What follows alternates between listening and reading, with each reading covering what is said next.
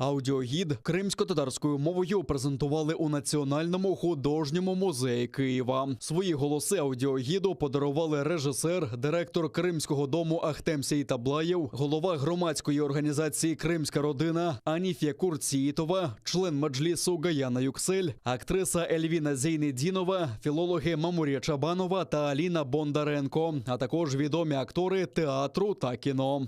Це, я можу сказати, не тільки найулюбленіші артисти нашого народу, це і великі патріоти кримськотатарського народу, які точно ведуть там свою боротьбу і до сих пір ведуть. І для нас дуже приємно, що вони це зробили.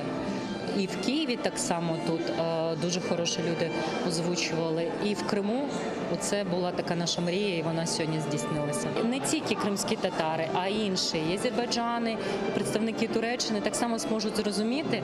Це ще більше дає нам такі впевненості. Аудіогід, окрім того, що це надзвичайно потужна, як на мене, культурологічна акція і культурний інструментарій для побудови саме культурної дипломатії, для уникнення так званих територій незнання одне про одного. Це іще раз підкреслення того, що кримські татари є корінним народом України. Після української мови другою саме кримськотатарська мова. І це надзвичайно хвилююче. Для мене це ціла поліфонія корисного, емоційного, теплого і мотивуючого, тому що я знаю точно, як важливо, особливо в тимчасово окупованому Криму, почути рідну мову. Це одне з свідоцтв чіткої державної політики України щодо корінних народів. Кримсько-татарська мова входить в велику сім'ю тюркських мов.